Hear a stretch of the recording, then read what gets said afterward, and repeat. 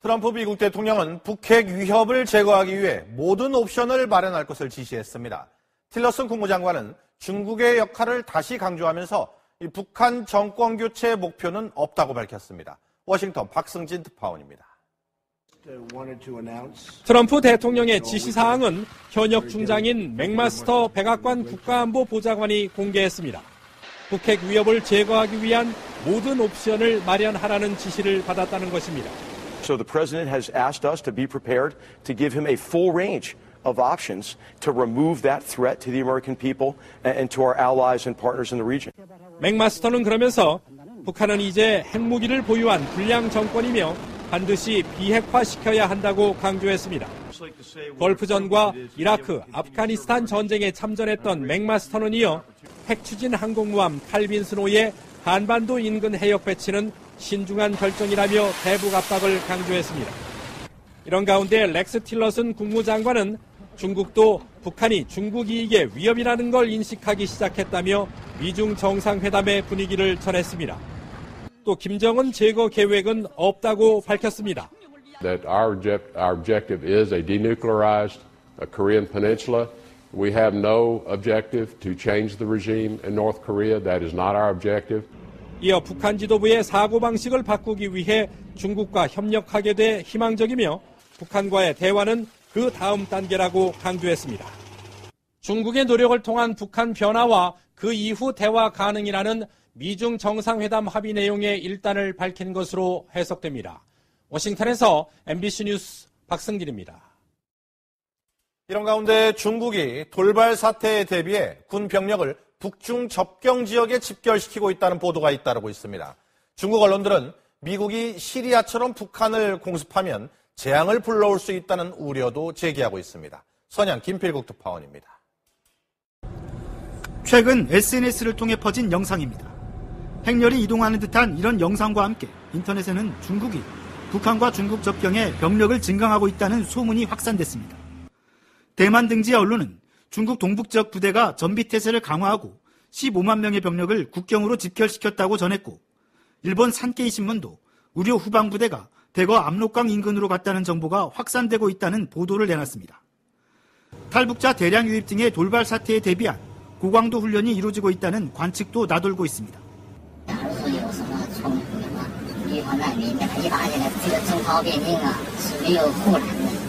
우리 외교 소식통은 대규모 병력이 일제히 북중 접경으로 이동했다는 건 축축일 가능성에 무게를 두면서도 훈련이 잇따르는 정황은 파악되고 있다고 전했습니다.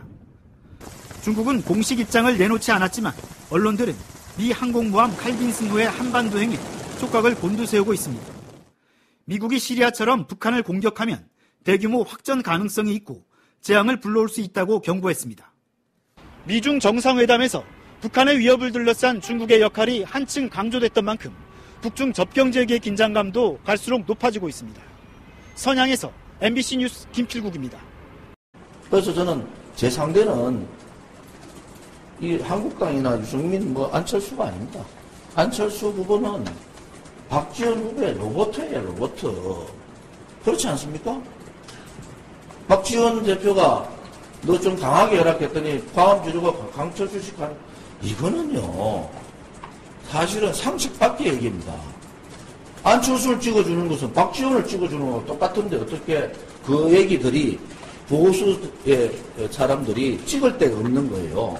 그러니까 유승민은 아예 배신자는 안 되고 홍준표는 하는 짓거리가 마음에 안 들고 자기가 그 많은 90몇 명이 되는 자유한국당을 이끌면서 이 보수 세력 태극기설을 껴안아야 되는데 껴안지 못했지 않습니까? 이 두 사람은 벌써 보수 세력들 배격을 한 겁니다. 제가 우려스러운 것은 그러면은 보수도 아닌 사람 또 대통령 탄핵을 가장 먼저 대통령 하에 안 된다 탄핵을 얘기했던 사람이 안철수 아닙니까? 이 사람이 지금 박지원 대표의 아바타 비슷하게 조정당하고 있는 이 상황을 그냥 넘어가면서 그렇게 지금 상황이 이러니까 보수 우파는 그냥 조용히 숨지고 있어라. 이거 말이 안 되는 소리예요. 그래서 저는 분명하게 더불어민주당 후보인 문재인 후보가 저희 상대지. 제가 이런 말씀을 드리면 저는 전략 적으로 정치 전체판을 좀 보지 않습니까? 지금요, 바른정당하고 합친다. 이 합치는 것은 무엇을 의미합니까? 바른정당은 전체 보수의 10%도 설득이 안 되는 당이에요. 나머지 90%를 버리겠다는 거 아닙니까? 그것은 대권을, 소위 말해 대통령 선거를 하려는 후보의 상황이 아니에요.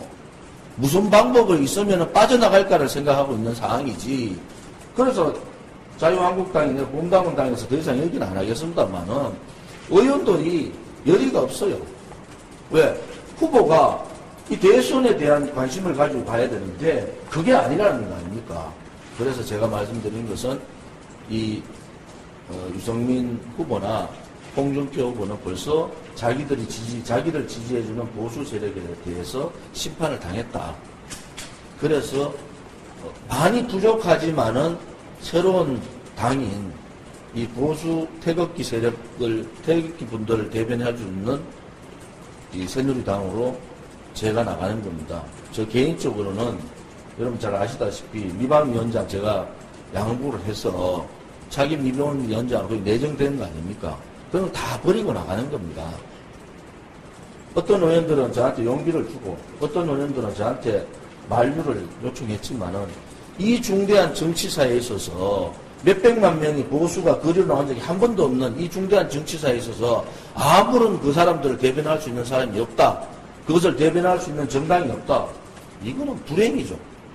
그래서 저는 제가 희생되더라도 새누리당의 대선 후보가 아니라 새누리당의 그야말로 모서모의 역할을 할 수밖에 없고 이분들을 대변해 줄 수 있는 역할을 정치인의 한 사람으로 할 수밖에 없다. 저는 그렇게 보고 중요한 것은 많은 국민들이 탄핵에 대한 의구심을 많이 가지고 있습니다. 그런데 어느 정당도 이 탄핵의 문제점이라든지 구속의 문제점에 대해서 말을 하지 않고 있습니다. 그리고 헌정사상 처음으로 태극기의 물결이 태극기의 보수 우파 세력이 몇백만 명이 거리로 나왔지 않습니까? 그런데 그분들의 뜻과 그분들의 애국심을 그분들이 요구하고자 하는 보수의 가치와 대한민국의 정체성에 대한 그러한 가치를 어느 정당도 담아주지 못했다. 오히려 폄하하고 무시하고 또 어떨 경우에는 그분들의 아픔을 더 아프게 만드는 그러한 모습이 소위 보수정당을 얘기하고 있는 한국당 내에서 몇 개월 동안 전개된 것이 사실입니다. 이런 부분에 있어서 저는 분명히 새누리당에 들어가면서 어제 집회에서 말씀드린 대로 저는 머슴을 하러 들어간 사람입니다. 태국 외국 세력들의 아픔과 분노를 저는 그냥 무시할 수 있는 그러한 정치인이 못 됩니다. 그래서 그분들의 대변인은 또 새로운 보수 우파의 개혁을 위해서라도 새로운 보수 우파 정당이 생겨야 된다. 이런 생각을 갖고 탈당을 선언했고 새누리당을 입당을 했습니다. 후보 추대를 제가 받았습니다만은 워낙에 큰 일이고 제가 후보 수락을 하면은 저는 후보직을 끝까지 합니다. 대선을 마칠 때까지 하기 때문에 그런 부분을 굉장히 고민을 지금 많이 하고 있고 며칠간 정도 고민해볼 그런 생각입니다. 시한은 언제까지 할까요? 일단 16일, 17일이 등록 날이니까요. 수요일 정도까지는 어떤 결정을 해야 되지 않을까 그렇게 보고 있습니다. 혹시 청원이랑 같이 뜻을 해서 탈당하시겠다는 추가로? 저 몇몇 의원분들하고 여러 번에 걸쳐서 이 탈당 얘기를 했고요. 동반 탈당 요청도 상당히 많이 했고 그거는 벌써 몇 달 전부터 그런 얘기가 있었습니다. 지금 당장 얘기가 나온 게 아니고 사실은 박근혜 대통령에 대한 탄핵을 어떻게 보느냐. 그래서 저는 분명히 탄핵을 추진했던 사람하고의 전쟁을 선포한다. 지금 박근혜 대통령이 구치소에서 검찰 수사를 거의 10시간씩 몇 번을 받고 있는데도 나온 게 아무것도 없습니다. 딱 하나 뇌물로 하려고 했던 게 정유라 말인데 그 말 소유는 삼성 겁니다. 검찰에서 지금 곤혹스러운 거예요. 일단 구치소에 구속을 시켜놨는데 나온 게 없어요. 그리고 어느 세계에서 대통령이 직접적인 돈을 한 푼도 안 받은 그 많은 걸 다지도 한 푼도 안 받은 대통령이 있었습니까? 역으로 생각하면 역대 정부의 그 많은 부정부패들이 과연 이 정부에서 있었는가요? 거기에서 탄핵을 추진한 사람들은 정말 깊게 이 문제가 어떻게 되는지. 또 하나는 제가 원내 당 지도부에 최고위원으로 있을 때 김무성 전 대표한테 비상대책위원장 요청까지 했어요. 모든 정권을 다 주는 비상대책위원장을 해라. 그러면은 탄핵 소추만 막아라. 이렇게까지 했지 않습니까? 오늘 처음 얘기했죠. 그렇게까지 제가 하소연하고 했는데도 안 받았지 않습니까? 그리고 그 사람들의 생각은 뭐예요? 나갈 때 새누리당이 무너지고 자기들이 새로운 정당의 주주로서 후보를 내가 대통령 하겠다는 거 아닙니까? 대통령 병에 걸려가지고 간 거예요. 그 당시에 이정현 지도부가 모든 걸 내려놓고 다 정권을 다 주겠다고 제안까지 했지 않습니까? 그 결과가 지금 뭐가 됩니까? 그때 제가 뭐라고 했습니까? 이렇게 되면은 야당한테 정권을 넘겨줄 수밖에 없다. 그래서 조기 탄핵은 안 된다. 이렇게 얘기했고, 야당한테 정권을 넘겨주면 조기 탄핵을 실시했던 사람들이 책임져야 된다. 이렇게까지 얘기한 거예요. 근데 그 사람들 그거 다 무시하고 나가버렸지 않습니까? 결국은 뭐냐? 한국당이 지금 10%대를 못 넘고 있는 이유. 바른정당의 유승민 후보가 2% 3%대에 있는 것은 보수 세력으로부터 벌써 평가를 받은 겁니다. 저는 제 상대가 유승민이나 홍준표, 유승민 후보가 아닙니다.